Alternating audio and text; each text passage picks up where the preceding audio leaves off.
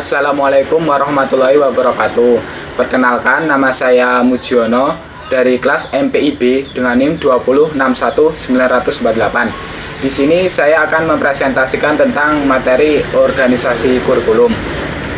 Ya, kita akan membahas pada pembahasan yang pertama, yaitu mengenai tentang pengertian dari organisasi kurikulum. Organisasi kurikulum adalah struktur program kurikulum yang berupa kerangka umum program pengajaran yang disampaikan kepada peserta didik guna tercapainya tujuan pendidikan atau pembelajaran yang telah ditetapkan. Menurut Zainal Arifin, organisasi kurikulum adalah sebagai susunan pengalaman dan pengetahuan baku yang harus disampaikan kepada peserta didik untuk menguasai kompetensi yang telah ditetapkan. Sedangkan menurut Nasution mengartikan bahwa organisasi kurikulum sebagai pola suatu bentuk bahan pelajaran yang disusun dan disampaikan kepada murid-murid. Sehingga dapat disimpulkan dari pendapat para ahli tersebut bahwa organisasi kurikulum itu intinya merupakan pola atau struktur bahan pelajaran yang disampaikan kepada peserta didik untuk mencapai tujuan pembelajaran yang telah ditetapkan.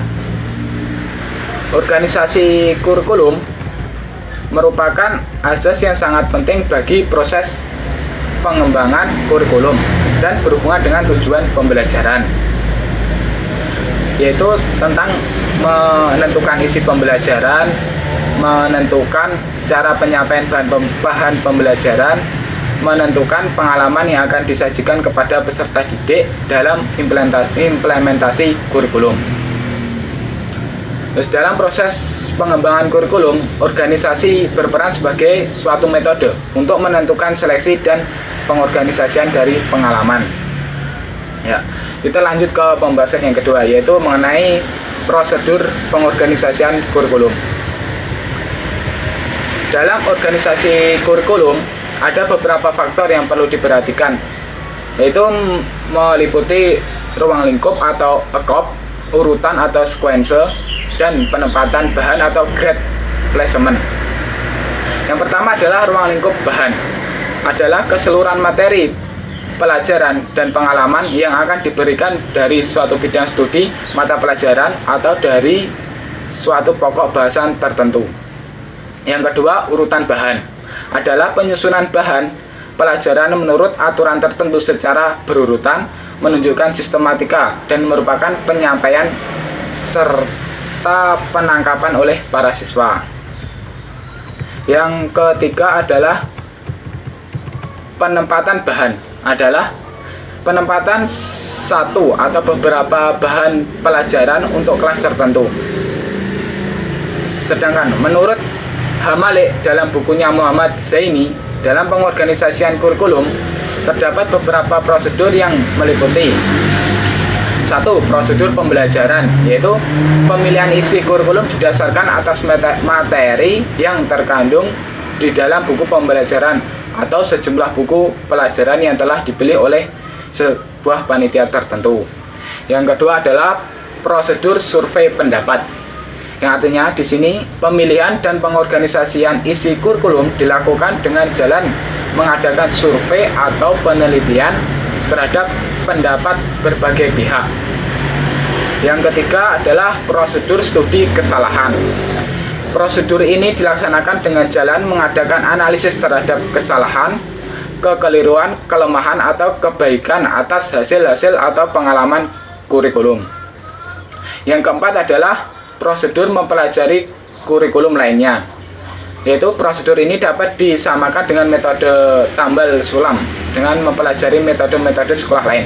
Guru atau sekolah dapat menetapkan atau menentukan isi kurikulum untuk sekolahnya sesuai dengan tujuan. Yang kelima adalah analisis kegiatan orang dewasa. Melalui prosedur ini, terlebih dahulu dikatakan studi terhadap kegiatan dalam kehidupan untuk menemukan sejumlah kegiatan yang yang diperkirakan berguna untuk dipelajari oleh para siswa di sekolah. Yang keenam adalah prosedur fungsi sosial. Prosedur ini berkaitan dengan prosedur analisis kegiatan masyarakat. Masyarakat melakukan banyak fungsi sosial dalam kehidupannya yang bermacam-macam bentuknya dan berada dalam daerah kehidupan tertentu. Dan prosedur yang terakhir adalah prosedur minat kebutuhan. Menurut prosedur ini, minat dan kebutuhan juga melibatkan persistent problem. Tetapi skop dan sequence-nya didasarkan atas siswa dan berkenaan dengan fungsi-fungsi personal. Sekian yang saya dapat sampaikan. Materi selanjutnya akan disampaikan oleh saudari Mbak Khairun Niswatin. Assalamualaikum warahmatullahi wabarakatuh. Perkenalkan, nama saya Khairun Niswatin dari jurusan Manajemen Pendidikan Islam kelas MPIB, NIM 206190038. Di sini saya akan melanjutkan presentasi dari kelompok 7 tentang organisasi kurikulum. Di sini saya akan membahas subbab tentang pemilihan dan penentuan isi kurikulum. Isi kurikulum meliputi berbagai mata pelajaran yang dipelajari siswa dan isi program dari masing-masing mata pelajaran tersebut. Jenis-jenis mata pelajaran yang dipelajari siswa itu tergantung pada tujuan institusional atau tujuan pada tingkat satuan pendidikan, baik itu tingkat SD atau MI, MTS atau SMP, SMA ataupun MA. Sujana menyatakan bahwa dalam penentuan isi kurikulum mengacu pada beberapa kriteria, yaitu diantaranya yang pertama, isi kurikulum harus sesuai, tepat dan bermakna bagi perkembangan siswa. Yang kedua, yaitu isi kurikulum harus mengandung pengetahuan ilmiah yang komprehensif. Yang ketiga, isi kurikulum harus mencerminkan kejadian dan fakta sosial, yaitu sesuai dengan tuntutan hidup dalam bermasyarakat. Yang keempat, isi kurikulum harus mengandung aspek ilmiah yang tahan uji. Yang kelima, isi kurikulum harus mengandung bahan yang jelas, prinsip, teori, konsep, dan fakta yang terdapat di dalamnya, bukan hanya sekedar informasi intelektual saja. Dan yang terakhir yaitu isi kurikulum dapat menunjang tercapainya tujuan pendidikan. Dan yang terakhir saya akan membahas pemilihan isi kurikulum. Hilda Taba memberikan kriteria untuk memilih isi atau materi kurikulum, di antaranya yaitu yang pertama, materi itu harus sahih dan signifikan, artinya harus menggambarkan pengetahuan yang mutakhir. Yang kedua, materi harus mengandung keseimbangan antara keluasan dan kedalaman. Yang ketiga, materi harus mencakup berbagai ragam tujuan. Dan yang keempat, materi harus sesuai dengan kemampuan dan pengalaman peserta didik. Yang kelima, materi harus sesuai dengan kemampuan dan pengalaman peserta didik. Sebelumnya, perkenalkan, nama saya Neni Adilia Kusumawati, NIM 206190051 dari kelas MPIB. Oke, langsung saja di sini saya menjelaskan poin D, yang mana yaitu jenis-jenis organisasi kurikulum. Secara garis besar, organisasi kurikulum itu ada 3, yaitu Separated Subject Curriculum, yang kedua yaitu Correlated Curriculum, yang ketiga yaitu Integrated Curriculum. Yang pertama yaitu Separated Subject Curriculum, yaitu mata pelajaran terpisah. Mata pelajaran terpisah itu merupakan kurikulum yang menyajikan segala bahan pelajaran yang terpisah-pisah satu dengan yang lain, terlepas dan tidak mempunyai kaitan sama sekali, sehingga banyak jenis mata pelajaran menjadi sempit ruang lingkupnya. Contohnya geografi, aljabar, dan ilmu bumi.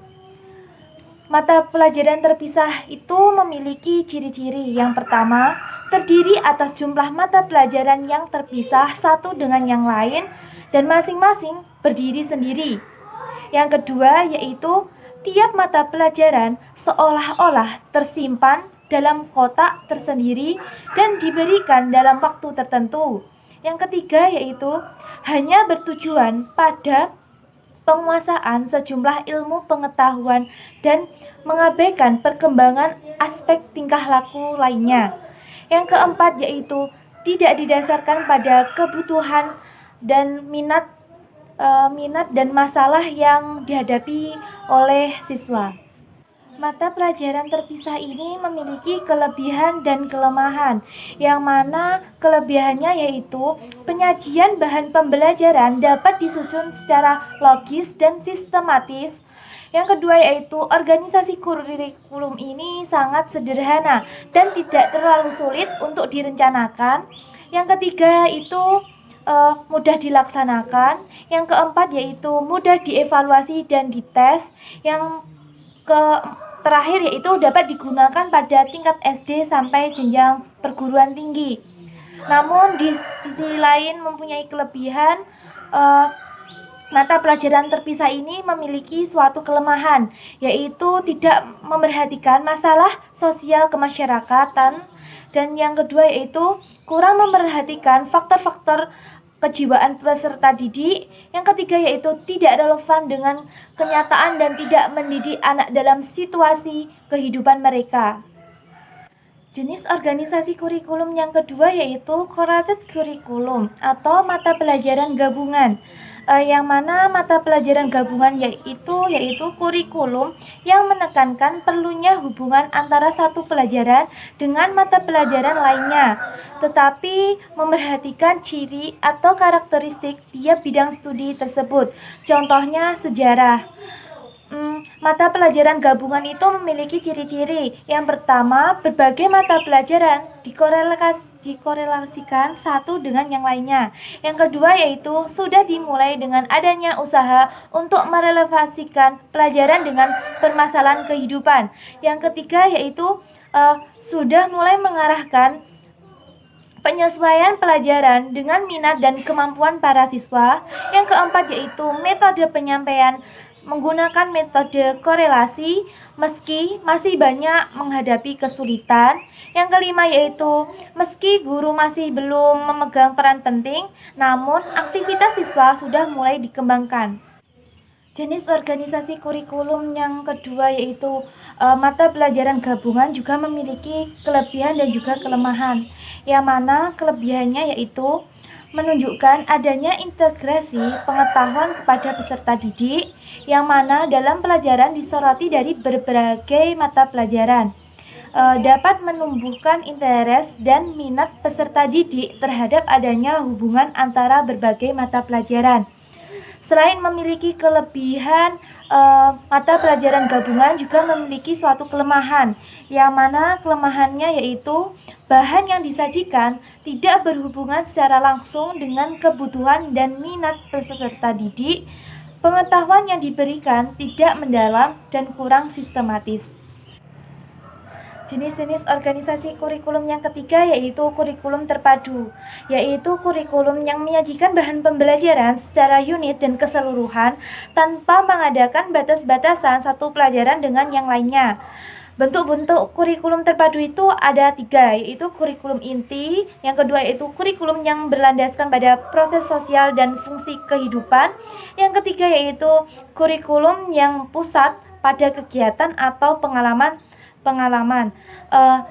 Yang pertama yaitu bentuk kurikulum inti atau core kurikulum, yang mana kurikulum ini bertujuan untuk mengembangkan integrasi, melayani kebutuhan siswa, dan meningkatkan keaktifan belajar dan hubungan antar kehidupan dan belajar.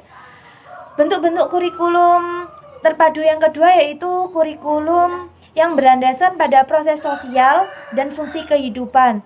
Dalam pengembangan kurikulum ini berdasarkan pada lingkungan sosial anak didik, sehingga pelajaran yang diperoleh memiliki fungsi dan makna bagi kehidupan para siswa. Yang ketiga yaitu kurikulum yang berpusat pada kegiatan atau pengalaman atau biasa disebut dengan experience and activity curriculum. bentuk kurikulum ini merupakan kurikulum yang mengutamakan kegiatan-kegiatan atau pengalaman siswa dalam rangka membentuk kemampuan yang terintegritas dengan lingkungan atau potensi siswa.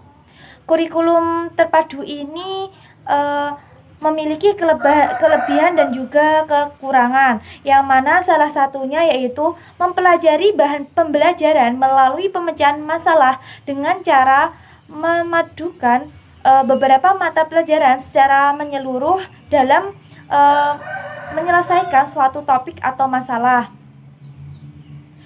Yang selain memiliki kelebihan, kurikulum terpadu ini juga memiliki kekurangan, yang mana kurikulum ini tidak memiliki urutan yang logis dan sistematis, dan guru-guru belum memiliki kemampuan untuk menerapkan kurikulum ini. Terima kasih.